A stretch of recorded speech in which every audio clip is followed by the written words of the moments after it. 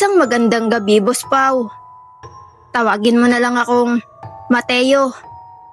Isa akong dokumentarista at taga Makati na nagtatrabaho sa isang maliit na online channel na nagdodokumento ng mga misteryo sa Pilipinas. Sa dami ng mga probinsyang napuntahan ko, ay wala ni isa ang nagparamdam ng takot na tulad ng naramdaman ko sa baryong San Lazaro. Isang baryong halos walang nakakakilala. Ngunit palaging binabanggit sa mga kwento ng mga matatanda.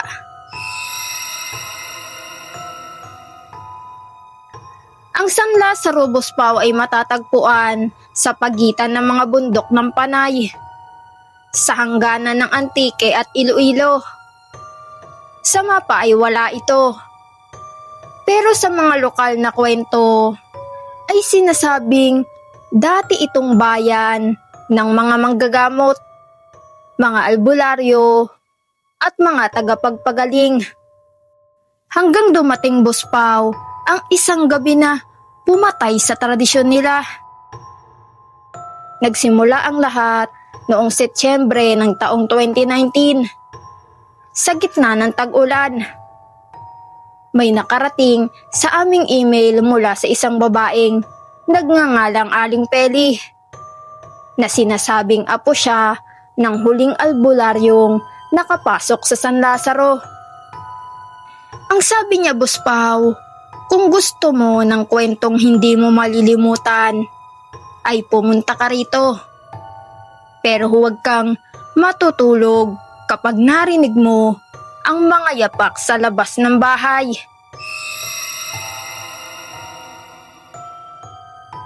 Hindi ko agad pinansin yun, Boss Pao. Pero makalipas ang ilang linggo, ay may balita mula sa lokal na radyo sa Iloilo tungkol sa isang lalaki na hindi nakalabas ng kagubatan sa parehong direksyon kung nasaan daw ang baryo. Wala siyang ID, wala siyang gamit, at nang matagpuan ng mga rescuer ay wala na siyang ulo. Hindi ko alam kung bakit, Boss Pao, pero parang may tumatawag sa akin. Parang may bumubulong sa isip ko na kailangan kong pumunta doon. Pagdating ko sa bayan ng San Remigio, ay sinabi ng mga lokal na wala raw baryong San Lazaro sa kanilang lugar. Pero may isang matandang tricycle driver, si Mang Andong, na nagsabi ng kakaibang bagay. Ang sabi niya, may daan dyan papuntang San Lazaro, pero hindi iyon para sa mga buhay.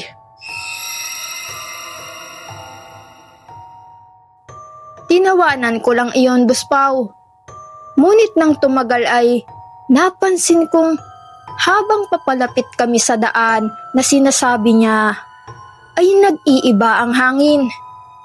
Lumamig at tumahimik.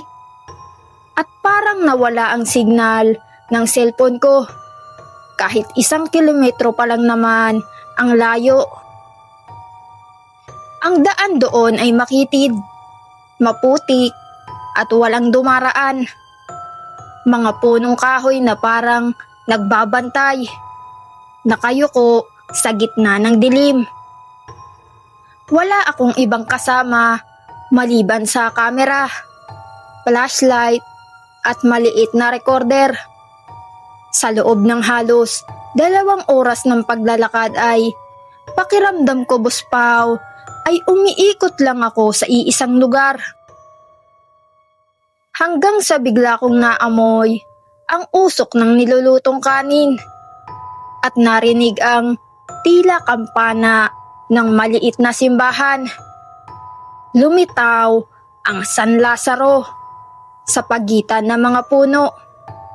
Isang baryong parang naiwan sa lumang panahon. May mga bahay doon na yari sa kahoy at pawid. Mga bakod na tinik ng kalburo at mga ilaw na gasera. wala akong nakitang sasakyan. Wala ring signal. Wala ring kuryente. Ngunit may mga taong gumagalaw, nakamasid, at tahimik na tila may hinihintay. Sa gitna ng Baryo Buspao ay may lumang simbahan na gawa sa bato. Ang mga pader ay tinubuan ng mga ugat at sa ibabaw ng kampanaryo ay may nakapaskil na babala. Bawal ang albularyo. Patay ang papasok.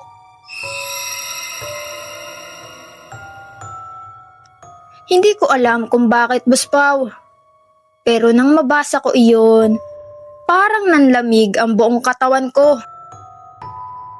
Kinabukasan ay nagsimula akong maglibot. Tahimik lang ang mga tao. Halos walang gustong magpa-interview. Lahat sila ay umiiwas kapag tinanong ko tungkol sa bawal na albularyo. Ang isang matandang babae lang ang nagbukas ng pinto at nagsabing, May dahilan kung bakit walang manggagamot na bumabalik dito.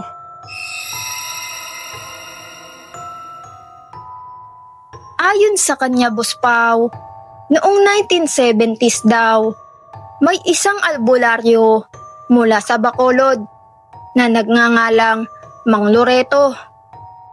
Siya ang kilalang manggagamot ng mga barangay sa Panay at madalas siyang tinatawag ng mga baryo kapag may sakit na hindi maipaliwanag.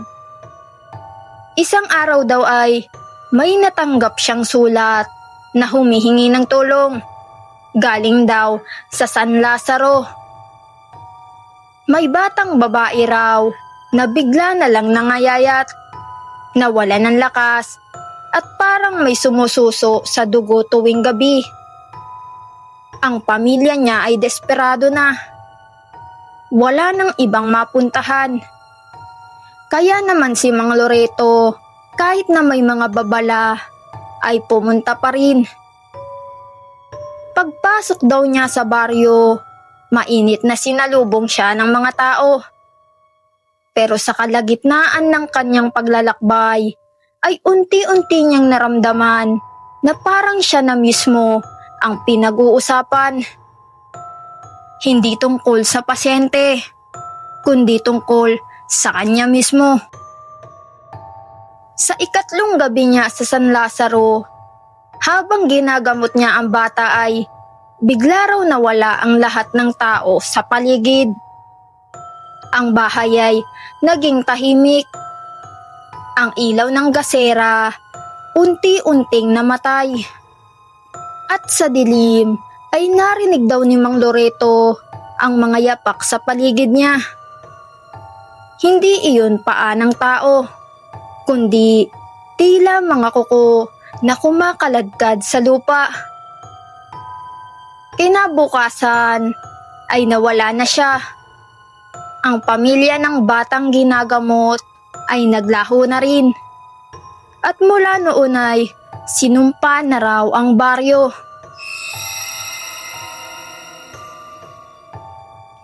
Habang sinusulat ko ang mga natuklasan ko, ay napansin ko, Buspao, na nag-iiba ang hangin tuwing 12:00 ng gabi.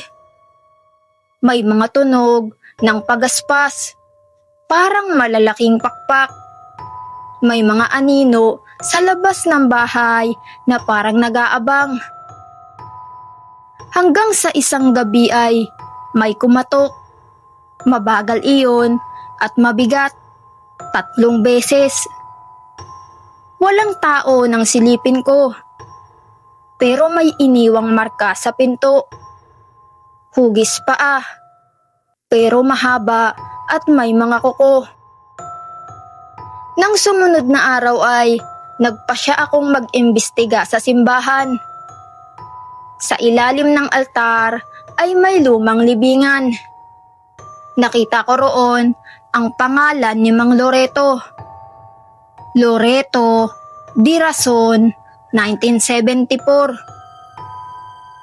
Hindi siya residente ng baryo, pero inilibing siya roon sa ilalim ng isang bato na may ukit na kataga. Bawal gamutin ang sumpa ng dugo.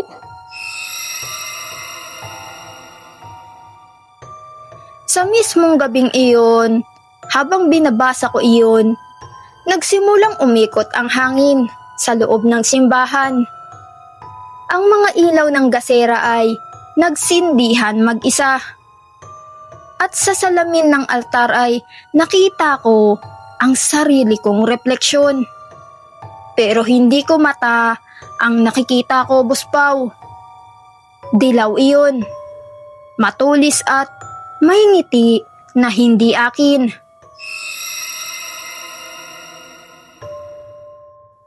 Nang tumingin ako sa labas ay naglalakad ang mga tao. Pero hindi sila mga tao, Buspaw. Ang kanilang mga muka ay mahahaba. Ang kanilang balat ay parang nasunog. Ang ilan ay gumagapang sa bubong. Tinakbo ko ang daan palabas ng baryo. Pero sa bawat kanto ay naroon pa rin ako sa gitna ng San Lazaro. Parang naliligid ako ng lugar mismo.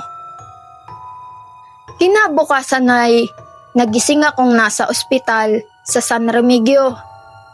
Sabi ng mga pulis, natagpuan daw nila akong pagala-gala sa gilid ng bundok, sugatan at nanginginig. Wala raw San Lazaro sa lugar na tinuturo ko. Puro kagubatan lang daw. Pero sa bag ko ay may litrato. Isang lumang larawan ng simbahan na kinuhanan ko bago ako mawalan ng malay. At sa likod ng larawan ay may nakasulat na pangalan. Mateo Villarosa, Albularyo. Hindi ko na matandaan kung kailan sinulat iyon. Pero simula ng araw na iyon ay gabi-gabi naririnig ko pa rin ang pagaspas ng pakpak. At tuwing titingin ako sa salamin, minsan, Buspaw, hindi ako sigurado kung ako pa rin ang nakikita ko.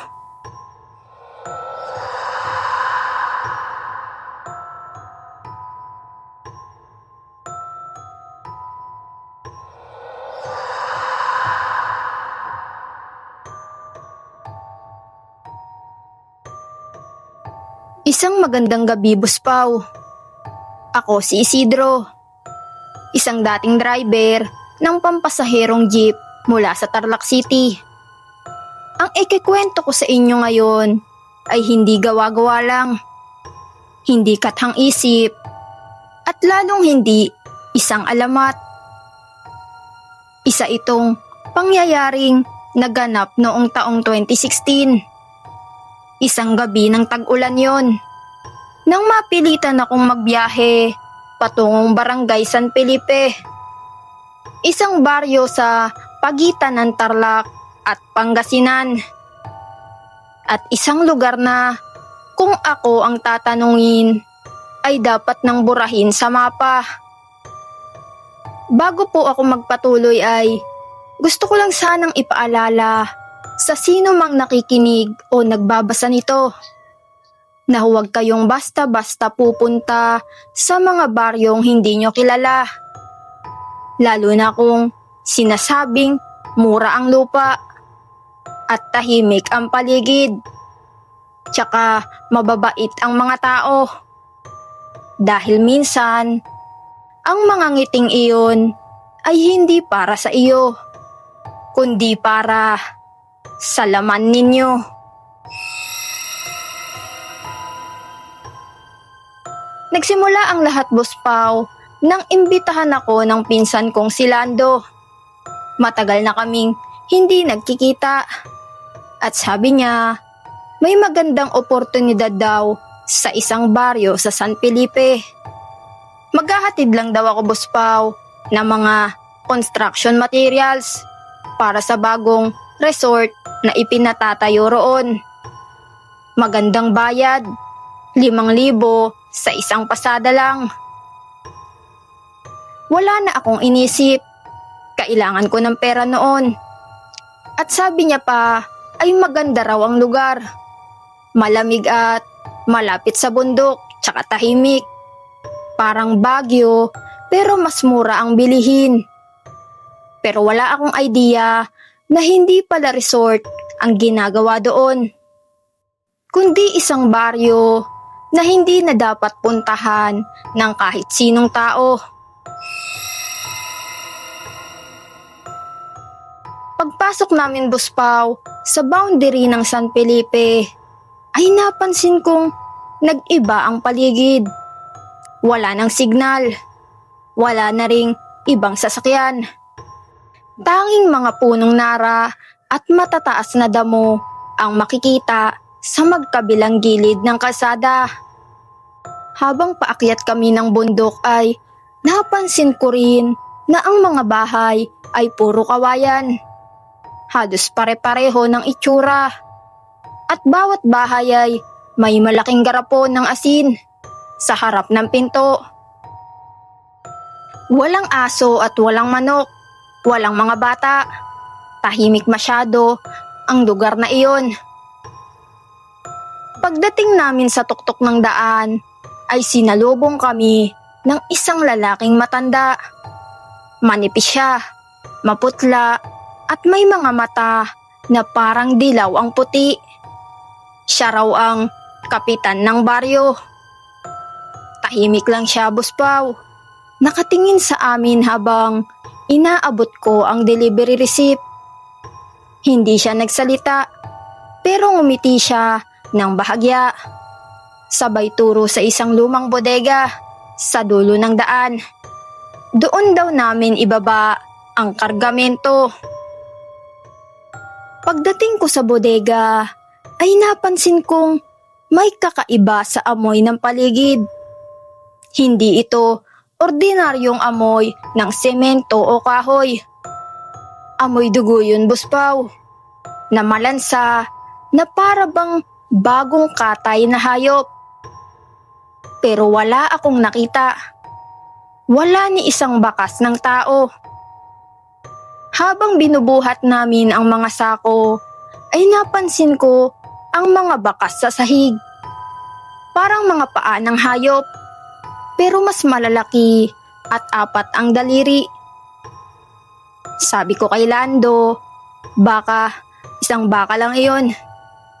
Pero nang lumapit ako ay napansin kong hindi paa ng hayop ang bakas, kundi parang paa ng tao.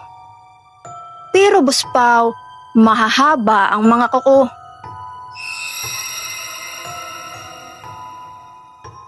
Nang gabing iyon ay pinatulog kami sa lumang bahay malapit sa bodega. Wala raw ibang matutuluyan. Habang humihiga ako ay napansin kong maraming palaka ang tumatahol. Hindi normal na tunog. Parang sabay-sabay silang umiiyak. At sa kalagitnaan ng dilim ay biglang may kumalabog sa labas.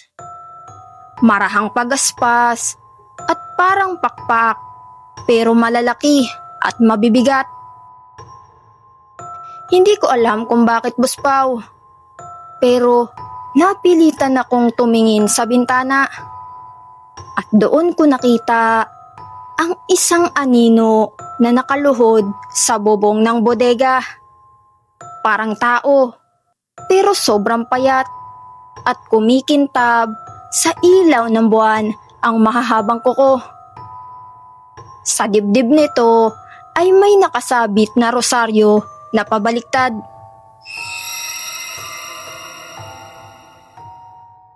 Hindi ako nakagalaw.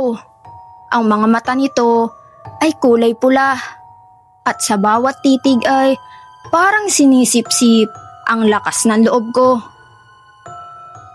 Kinabukasan, pagbangon ko ay wala na si Lando. Iniwan niya raw ako ayon sa mga taga-baryo. umuwi na raw ng madaling araw. Pero alam kong hindi yun totoo, Boss Pao. Ang jeep namin ay nandoon pa rin. Ang gamit niya ay hindi rin kinuha. Lumapit ako sa kapitan. Tinanong ko kung nakita niya si Lando. Ngunit ngumiti lang siya, Boss Pao, at itinuro ang likod ng bodega.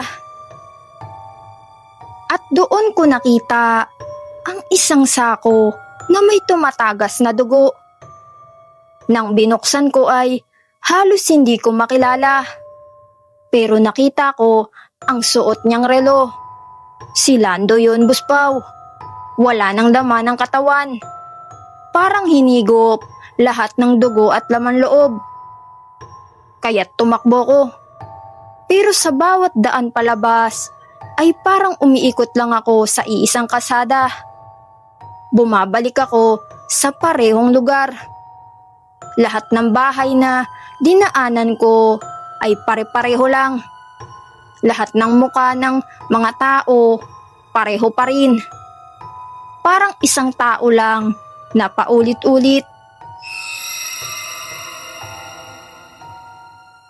Makalipas ang ilang oras ng paglalakad, napadpad ako sa simbahan ng baryo. Sarado yun. Pero sa pader nito ay may nakaukit. Huwag kang magdasal dito. Hindi siya ang Diyos ninyo.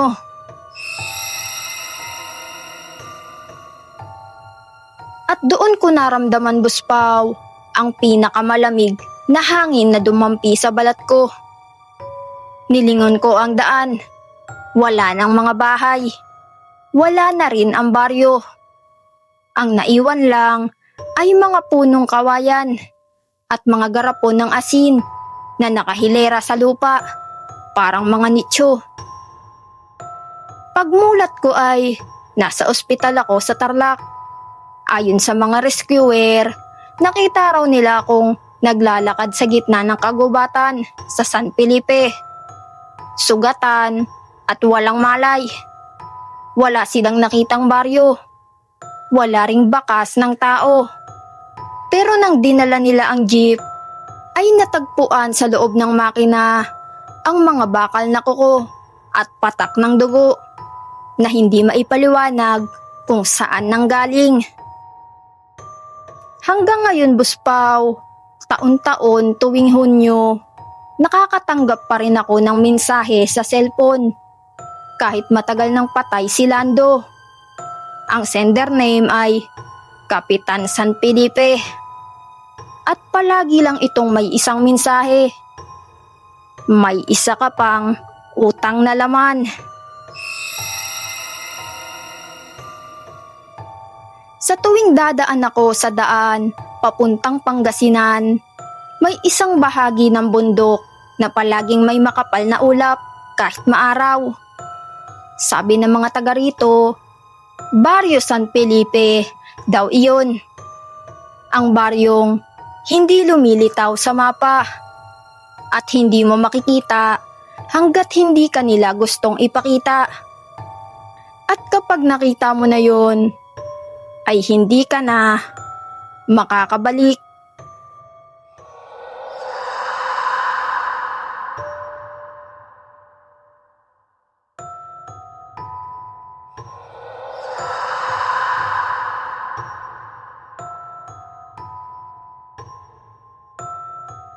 Isang magandang gabi po sa lahat. Ako po si Antonio, dating barangay tanod ng San Roque. Isang maliit na baryo sa pagitan ng Gandara at Calbayog, Samar. Isang baryong halos hindi mo makikita sa mapa dahil napalilibutan ito ng gubat, ilog at mga matataas na puno ng nyog. Marahil ay hindi mo pa naririnig ang lugar na ito. At siguro mas mabuting hindi mo na marinig kailanman. Ang kwentong ito ay nangyari noong 2016, isang taon bago ako tuluyang lumipat ng Maynila. Akala ko noon lahat ng kwentong aswang ay kathang isip lang. Mga panakot lang sa bata para wag silang lalabas sa gabi. Pero pagkatapos ng mga nangyari sa San Roque, ay hindi ko na muling tinanong kung totoo ba sila. Dahil nakita ko mismo ang laman ng dilim. Noong panahong iyon, ay tahimik lang ang buhay sa baryo. Karamihan sa amin ay mga magsasaka at mangingisda. Walang signal doon. Bihira ang kuryente at kung gusto mong magpunta sa bayan ay kailangan mo pang tumawid sa 3 ilog gamit ang bangka. Pero kahit ganoon ay masaya kami. Hanggang isang gabi ng Setyembre nang magsimulang mawala ang mga alagang baboy namin, manok at baka sa paligid. Noong una ay akala ng mga tao ay magnanakaw lang. Pero isang gabi ay may narinig kaming iyak ng bata mula sa kabilang dulo ng baryo. Sunod-sunod yun, Boss Pao. Mahaba, parang humihingi ng tulong. Nang puntahan namin ay wala kaming ibang nakita kundi bakas ng dugo sa lupa at ang halimuyak ng bulok na karne sa hangin. Kinabukasan, may natagpuan kaming kalabaw sa tabi ng sapa. Wala nang lamang loob at parang sinipsip ang dugo. Walang gustong lumabas pagkatapos ng 8:00 ng gabi. Ang mga bata ay pinipilit na matulog at ang mga matanda ay nagbabantay ng may daladalang itak at asin. Pero kahit ganoon, gabi-gabi pa rin naming naririnig ang mga yabag sa bubong, ang pagkaluskos sa labas, at ang mga sigaw ng mga hayop bago sila tuluyang tumahimik. Isang gabi, Boss Pao, habang nagroronda ako sa may lumang punong balete sa gitna ng baryo, ay narinig ko ang mahinang pag-ungol mula sa ilalim. Parang tao, pero hindi ganap na boses ng tao. Nang ilawan ko iyon ay may nakita akong aninong gumagapang. Payat at mahaba ang braso at may pulang mga mata. Tumalon ako pabalik at tumakbo. Pero nang huminto ako ay wala na ito. Naiwan lang ang amoy ng dugo at yero na kinakalawang. Kinabukasan, pumunta sa amin ang isang matandang babae mula sa kabilang baryo. Si Lola Inda.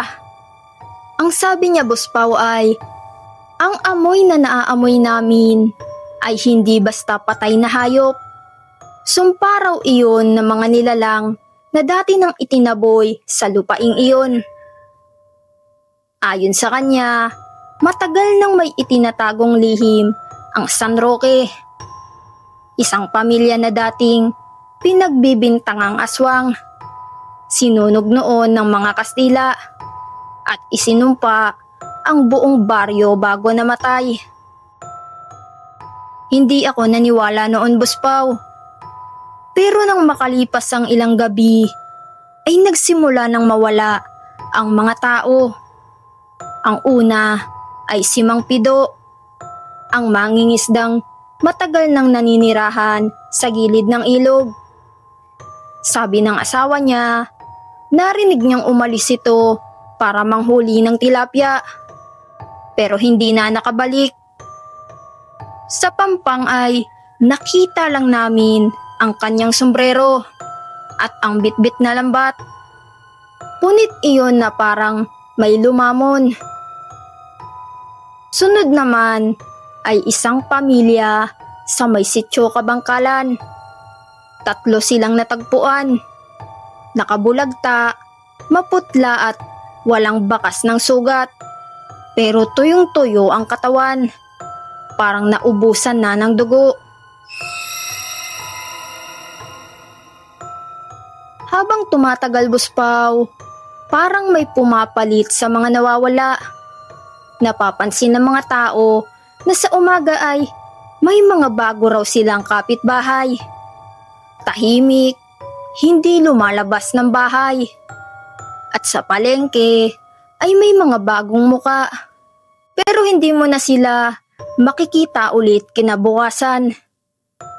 Isa sa mga bagong muka na iyon ay ang hindi ko makakalimutan. Isang babaeng may mahabang buhok, nakaputi at malamig ang mga mata. Lagi siyang nakatayo sa may tindahan ng bigas. Hindi nagsasalita at tuwing dumadaan ako ay nakatitig lang. Isang gabi pa, Buspaway, habang nagroronda ako malapit sa ilog, ay may narinig akong tila iyak ng sanggol mula sa malapit na kubo. Pero alam kong walang nakatira doon. Pero nilapitan ko pa rin. Dahan-dahan lang. Dala ang flashlight. Habang papalapit ako ay napansin kong bumibigat ang hangin.